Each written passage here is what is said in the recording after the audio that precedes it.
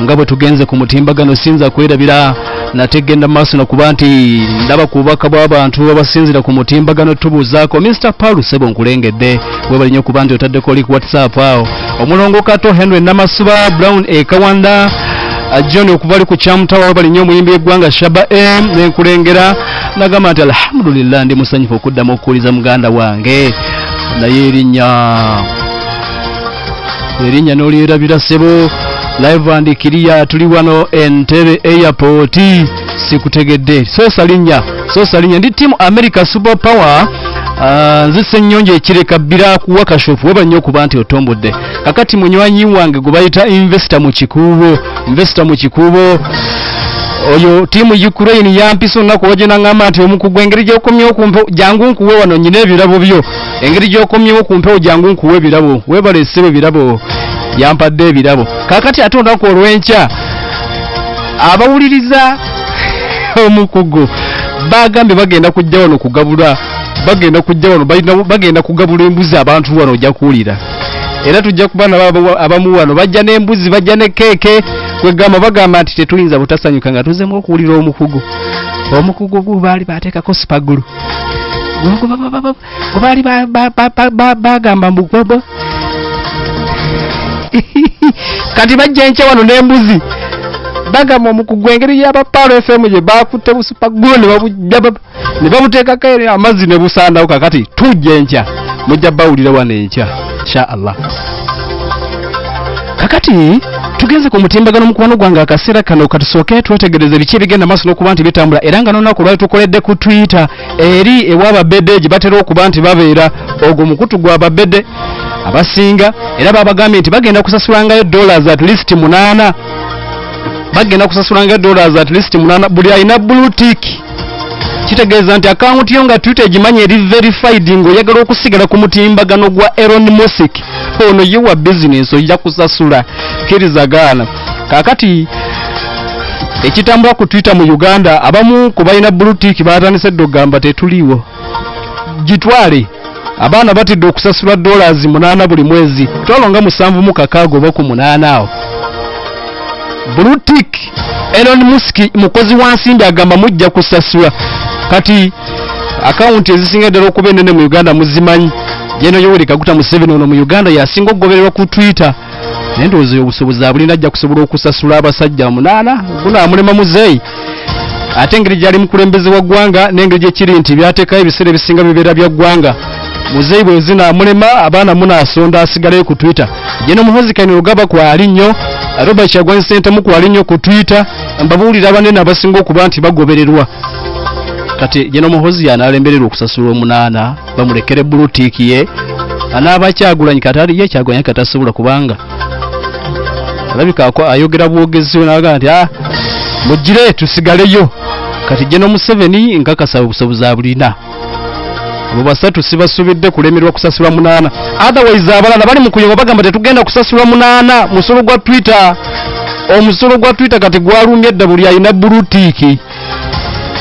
ene ensi mujatuuka mujidduke mu si Uganda yokazi gye ngamba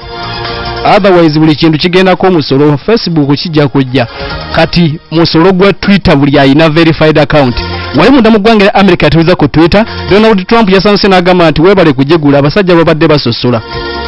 kyokka ekiriwo njagala okutegeeza nti aba Twitter bavudde ne bagamba nti bagenda kuzzaako account ya Donald Trump kati bagenda kusooka kunoonyereza ono baali bamufuumula lwa mpisa mbi baali bamufuumula lwa kumenya mateeka ga Twitter juzi mu kulonda kati ne bamugoba ne bagamba nti muzeeyi Trump ogirodda ku bbali bamususpendinga kyokka agamba nti si wagezaako kwabika nti akomawo newankubadde alabika Twitter gyagala kati mu America tuwerabira nti waliyoko okulonda mid-term elections ezigenda maaso abatwitter bagambye nti akati olinda okulonda ku ggwe tusooke tuze Trump oba oli abo tunaba bakumuzza kati ate jjukira nti nejjuza okumugjawo byalimu okulonda kati bagambye ono wakwetegereza nyendo tetusobola kukola ki tetuyinza kumalaga papa kuzza mwami Trump ku Twitter kati bwe batyo getugenda maaso n'okuba ndi tulengera wali munda mu ggwanga lya America bagambe tugenda kusooka kwetegereza bataddewo akakiiko akagenda okwekenneenya abantu bonna be baagulwa ku Twitter badda tebadda naye ng'omunene asinga abalala bonna mu abo abaagobwa ye musajja ogwo bayita Donald Trump era mu America gye tuli ku Twitter abaana batandise okuba nti batambuza ebifaananyi ya President Joseph Biden Jr. ono atuliriza abadde aliko waali eri mu kitundu ekye Florida ne balengera omukono nga nga nti President waffe ddala mulamu. Abaana bagenza okulengera omukono gwa mwami Biden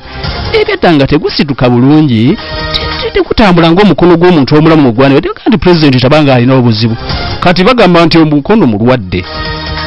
Bagushalinze ku Twitter nga balaga movement y'omukono gwe nga alinga akakoomu kake ate nga bagolabako ebiringa ebinubule ne bagamba tabanga yagudde mu kinaabiro. Kiki mwami Biden kiki kati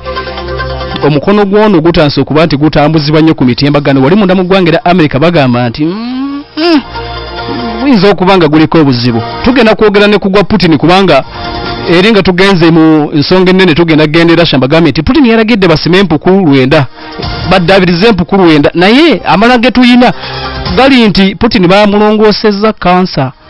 naye tayagala kutugamba nti mulwadde ebyo tujja kubiraba naye nga otherwise omutimbagano bwegutebe kugenda maaso okuba nti gutambula obaolyawo wonna okwetolola nate ensi yonna akyatuuliriza. Omukugulu kuno Nuhu okutuusaako byonna program the Inside Soul Pal FM ekkulu eri omuntu wa bulijjo tuli ku 107 akatonyeze mwenda bwetyo bwe tugenda maaso n'okuba nti ate tutambula naye nga nkujjukiza kati bamusawo Sala wali kawana kirinnya bigu lwaki onninnyira akagere alinnya akagere era awulira nga ayagala awulireyo kimuwaakiri ayagala nnyo ebyonoonese alinnya akagere. Njagala okutegeeza nti ambasada w'eggwanga lya America mu Uganda gwe bayita Natalie Brown avudde n'ategeeza eggwanga lya America nti teryakoze ensobi yonna okugaana okuyisa ssente mu gavumenti ku mulundi guno mu minisitule ya Jane Ruth Aceng y'ebyobulamu ne baziisa mu bitongole. Kati atuliriza abasajja abakulu mu gavumenti naddala mu minisitule y'ensonga z'ebyobulamu babadde bakyatakula mutwe nga bagamba nti America kiki bannange lwaki mwakoze bwe muti ffe gavumenti minisitule ya health weeri emirimu egikola bulungi nnyo ensonga z'Ebola badde zikutte bulungi nnyo. Abamerika bagambye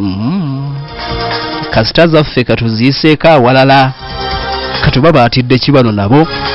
Natalie Brown ategeeza n'agamba nti gavumenti y'eggwanga lya America yakawa Uganda ensimbi obukadde bwa $22 mu emitwalo 30 ze biliyoni nga 83 ensimbi eza Uganda gasookedde nga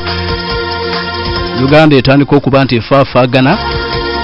n'ekirwadde ky'Ebola kosa n'omusujja gw'ensiri. Naye ensimbi zino ezisinga zibadde teziisiddwa mu gavumenti ku mulundi guno era nga baziisizza mu bitongole. America ebadde ekozesezza bitongole ku mulundi guno ng'egamba nti katusooke tukole ki tuyiteko eno. Abamerika bagambye ate tulina ensonga yonna lwaki twagize kubanga ne banira basobola otuusa yadde nga balabika okubanga balina kye bakwese naye bo bagambye nti akya bulijjo it is okay kubanga bwe tugenda maaso n'okukolagana n'ebitongole nga tuba tussa muntu ssente era zaffe. Kati atuliriza ezisinga ku mulundi guno eza Ebola ku bukadde 22 Uganda erabika gavumenti bagiwaddeko 6 ezisigadde zayiseeri oyina gompa wano budu jona okay kale katusookere tufune wano omwana ono.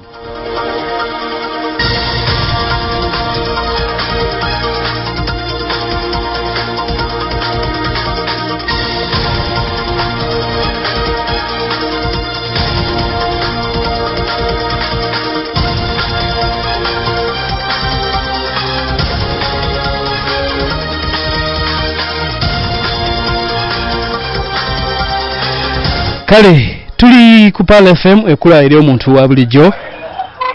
kamale okufuna field command ono Jona wanje mukama ogamba otya Seruganda ogamba otya omukungudo ndi bulungi sebo wano wendi ndi Uganda mu Supreme Council kiki ekiri ku Supreme awo esebo bali mu nteekateeka bafulumizza roadmap y'okulonda obukulembeze tandikira ku General Assembly obukulembeze bw'oku district saako ne county wansi abakulembeze ba wansi wano wendi ndiwo ne ssentebe w'akakiiko k'ebyokulonda mwami Omar Weswala. Njagala briefly atuyiseemu bagenda kulonda ani batandika ddi ani asaanidde okubanga alondebwa ku bino. So atwandiza Fala FM.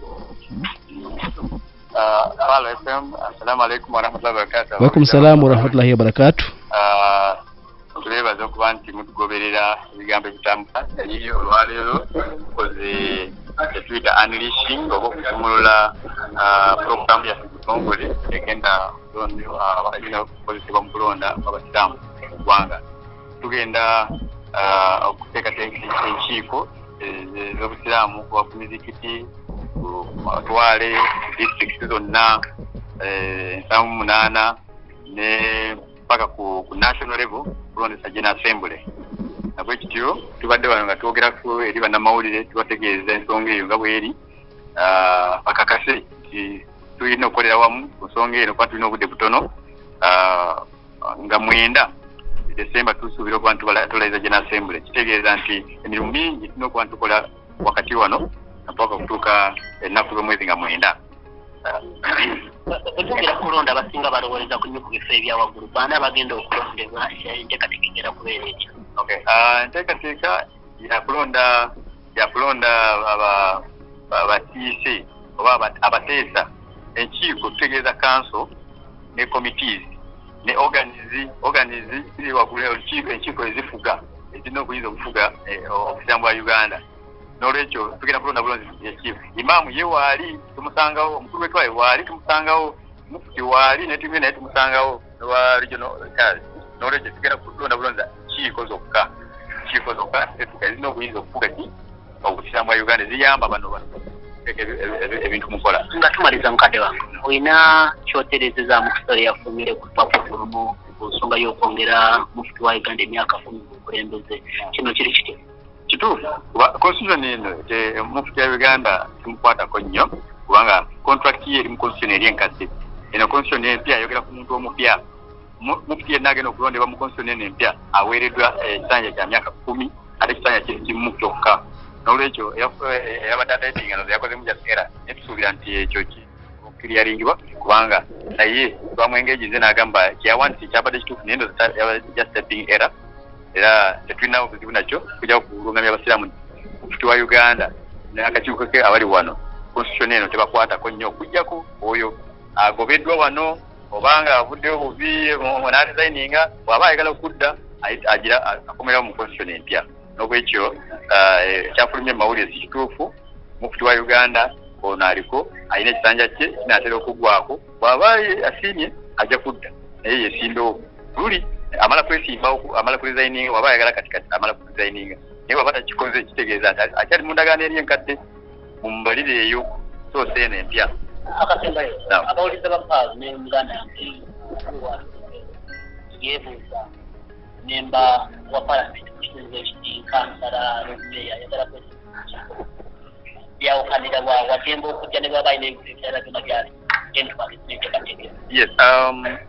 kansala yenna wa local government ali mu eri yonna gyalimu ayagala kwesimba obikonda by'obusiraamu akkirizibwa naye mu sekita emu yokka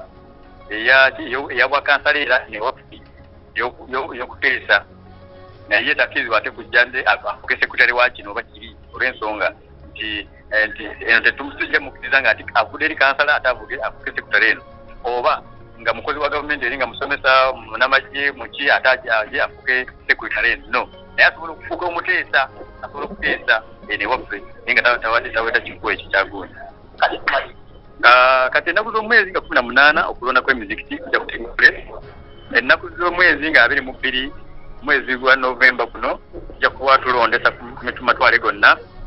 so nga ennaku z'omwezi nga 24 omwezi guno gwennyini ogwa Novemba tujja kuba tulondesa district. Kati awo tujja okulondesa ne bamemba ba General Assembly abaagala okujja waggulu eno abo abakyala ababavubuka abagenda okujja eno ku nkiiko enkulu eza waggulu eza national. Mwami no n'abatuuliriza abobufunze ye roadmap y'okulonda obukulembeze bw'obusiraamu nsubira ebyo ebisingawo mumawulire gasaamu kagasaako n'obudde obuddako bajja kuba bategeera bulungi seba. Tweyanze nnyo tweyanzege Jona. Kale mukama. Kale. batyo bwe tugenda maaso okuba ntambula jona okusinza wali ku Supreme atabadde tusaako road map eyo nga bwegenda maaso okuba nti etambula kakati tugenda kummulamu tukomewo mu ssaawa eno ey'okuli gye tuyingiddemu bategeeza ne bagamba nti ensimbi ezo obukadde 22 ensimbi ezaddirwa gavumenti ya America esinze ziyisa mu bitongole era nga ekitongole okuli IDI agencies ez'ekibiina eky'amawanga amagatte UN kosa bannaffe aba UNICEF essente zisinze kuyitaawo kyokka bavudde ne bagamba nti ate tulina ffe tewali buzibu bwonna naye nga lwaki tewali ogere kirutumanye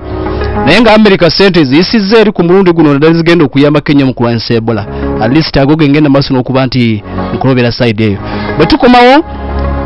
tugenda tulina ensonga ey'omunda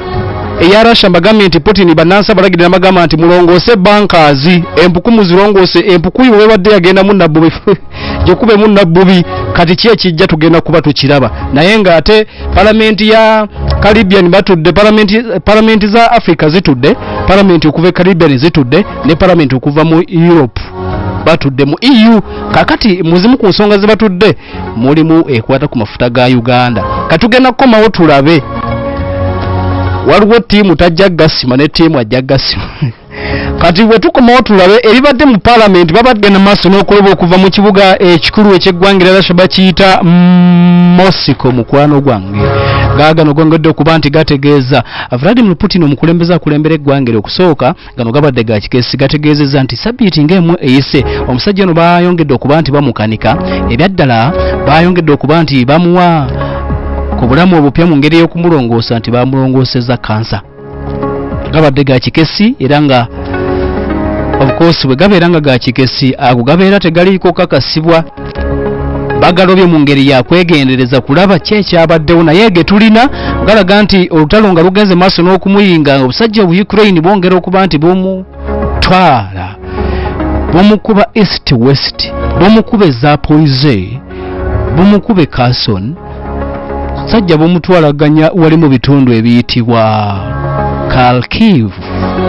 kati ate n'ekirwadde ekya kansa kyongera okuba nti kikola kye kitabuka mpola mpola kulembera eggwanga eryitibwa erya Ukraine gwe bayita Volodymyr Zelensky babadde bamubuuza abo bannamawulire bamugamba nti waayi singa owangula olutalo luno omurasha n'omutuula ku nfeete n'omuzze Moscow St Petersburg asooki n'awalala ogenda kukola ki n'agamba nti kyensookerako genda Crimea kyensooka okukola ngenda Crimea kubanga yebawambayo 2014 ono tubadde tukimanyi nti it is conquer sure tebajja kusobola kakati nsooka genda Crimea naye nga tuli Russia kati agali ag'ekikesi atuliriza gategeezezza nti Vladimir bamulongosezza kansa bwe twabadde tutandika nakutegeezezza ne nkugamba nti ebyokulwanyisa babirengedde bitambula bituuka munda mu ggwanga lya bitambula mpolampola bituuka biva North Korea byuma bipya Vladimir Putin oyinza okumulaba nga akyusizza game byuma bipya naye kakati katwogereko ku bunkenko bwa nuclear obubaddewo abazungu bano beetegekera kye bayita bankers empuku bazirina mu bungi ezisobola okubayambako singa wabeerawo a nuclear fallout singa wabeerawo a nuclear attack already waliwo gye basobola okwetaasiza of course bayinza okuba nga si bonna naye njagala okutegeeza nti ekibuga Moskova kimu ku bibuga atuuliriza ebirimu empuku enkadde nnyo oyinza n'okuziyita ziri ezedda mu biseera nga bakyali mu kago gwa Soviet Union nga tegunnaba kusaanawo abasajja empuku baazisimanga mpitirivu kaakati njagala okutegeeza nti batandise okukola waliwo bomb shelters eziwerera ddala 9 across ekibuga ekikulu kye bayita Moskova Vladimir Putin ne gavumenti ye kulembera bagambye nti mutandiko zirongoosa mataala mugazeeko you never know what may happen next. New bankers babagambye nti bamwe musobola okuzimba muzimbe tukwotinga omukutu oguyitibwa baza gufumbira munda mu ggwanga eryitibwa erya Russia bagambye nti bagambye mutereze mukube n'abaana mukubeyo nabbubi mataala gawade tegakula mutandiko gakola ki mbeera erabika nga wetugenda waliwo omukulu omu yagamba nti wano wetulaga tugenda kufa kati ekiri e Moscow tobalaba nti beewaga nti balina nuclear naye bagambye bannansi mulungu butereze mpola mpola naye temwogera nti mutereza banka bajja kulowooza tutidde. Mpola pole kigamba okuba nti yatuliriza. Waliwo shelters endala 30 bali mu kuzizimba. Kitundu bakiyita Kamoviniki shelters, teziyitamu nuclear ne mwaba akubiddwa. Kati batandise okuteekayo zi first aid kits, batandise okuteekayo zi lanterns, ebyetaagisa mu bulamu obwa bulijjo bali mu kubiteekayo. Biri Moscow atuliriza ebizimbe ebirala ebyolukale munda mu kibuga ekyo. Bagenze maaso n'okubiragira bitandike nabyo okulongoosa bankers empuku eziyinza okubayambako okweziiza nuclear. Children's Center ebifo emukunganira abaana nabo balina empuku bagambe nti nammwe mutereze. Akigamba okuba nti balagire bagamba nti banka treatment centers muziteekemu eddagala, muteekemu muteekeyo panado kubanga tetumanyi kiddako. Omukutu omulala ogw'amawulire guno baguyita podium. Amasomero gugambye nti nago bagalagidde abagamba nti nammwe mugire bw'oba olina banka yonna tereza ku bannabbubi. Mawulire ganaatuliriza okusinga gafulumizibwa omukutu ogwa The Sun gongera okuba nti gategeeza nti ebyaddala akasatiro weekali abasajja batandise okuba nti batereza bankazi. Bwe twogera ku bankazi tuteesi banka nti mwogenda okujja ssente. Empuku ziri gagadde zisimibwa wansi mu ttaka eyo nga ne bobeera bakubye nuclear osobola okusigala ng'oli stable. Kati kyekiri Moskova kasatiro. Dr. Irene ofuisiza omusulu kumukumu tegugwayo ofuusa buli kaseera balagalwa wekwate. Dr. Irene ajja kuba kola kuli munafu mu nsonga ze mu kisenge kirwadde kya prostate nga kifuukidde ekizibu ennyo. Dr. Irene akujjukiza nti ali ku noti 557 663 46 noti 557 663 46.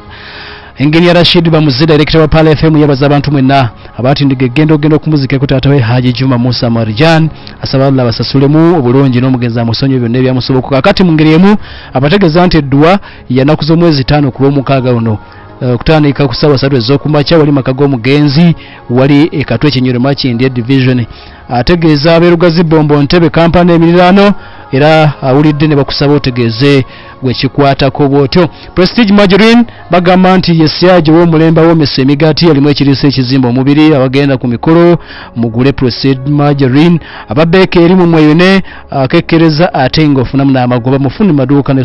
supermarket ezikuli okundi mu kikubo mufune ku kyapa General Enterprises kikubo opposite n'ennambuusa Arcade. Si byangu Dere Supply ne bagamba nti amataaga bwe baweekwata buli wogasanze genda maaso n'okuba nti ogwekwata kubanga amalungi nnyo temuli mazzi oyagala bongo oyagala muzigo oyagala kusuubula mata. Ofisi enkulu eri wali nateeto kumpi ku n'ebitaala ekibye n'amasuba masanafu Kasenge Kabuwa Nsanji Kibumbiro Kawuku Katwende gye wamu n'ekireka amata bagalina enoti musanoti 22888 noti musanoti 22888 kakati asobola agala okugula t-shirt za Pala FM ey'ekitogi ya mitwalo 2 n'ekitundu ate etaliiko kitogi ya mitwalo 2 osobola okuba nti nazo zisanga hano ku Pala FM. Still Pala FM nekujjukiza nti muwagire Pala FM Palduka erimu okusoma n'okumanya bakuletedde ebitabo ku sensi 10 edduwa z'abalongoofu engabo y'emikisa ekigo ky'omusiraamu sola the Muslim prayer kakati abagala okuyiga Oluwarabu esola mu Luganda ebibuuzo 10 mu busiraamu amanya ga Allah kakati byonna ojja kuba ebitabo ebyo bifuna wano ku Pala FM. Jjukira Nabbi Muhammad sallallahu alaihi wasallam atukubiriza okunoonya okumanya n'olwekyo noonya okumanya ne Pala FM duka okumanya ebisingawo jangu wano ku Pala FM wennyini osobola okuba nti ofuna ebitabo ebigenda okuyigiriza nate obusiraamu bwo. Mwebale kuba abawuliriza balungi akadde kaakano keeyeze njagala kubeerekereza tujja kuddamu olunaku lugenda kuba